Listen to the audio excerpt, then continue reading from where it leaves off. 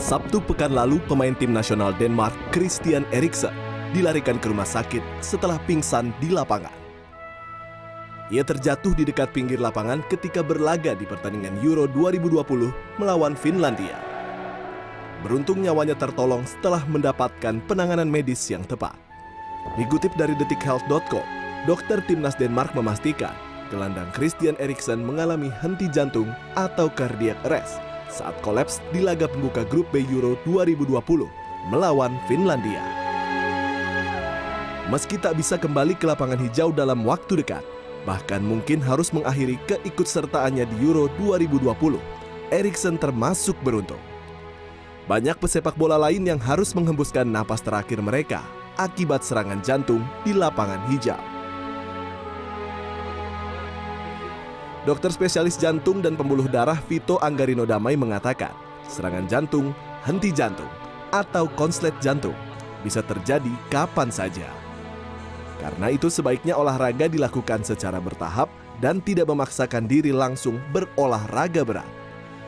Pengecekan jantung secara berkala juga penting untuk mengetahui bagaimana kondisi dan kemampuan jantung agar kita tidak melewati batas kemampuan jantung.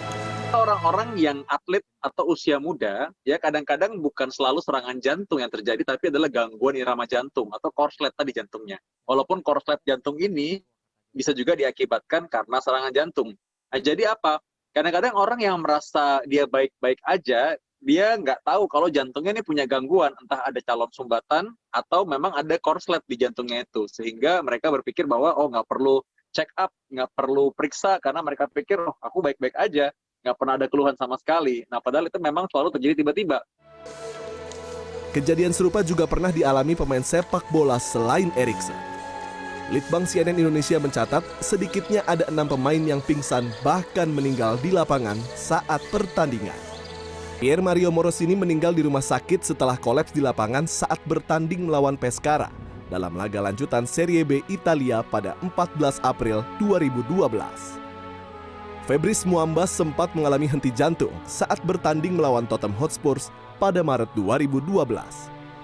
Jantung Muamba berfungsi kembali setelah sempat mati suri selama 78 menit. Eri Irianto, gelandang Persebaya Surabaya, dinyatakan meninggal diduga karena serangan jantung.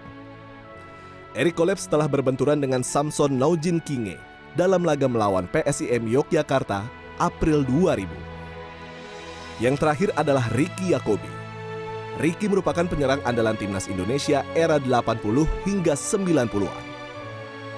Ricky wafat setelah mengalami serangan jantung di ajang Trofeo Medan Selection di lapangan Asenayan pada 21 November 2020 lalu.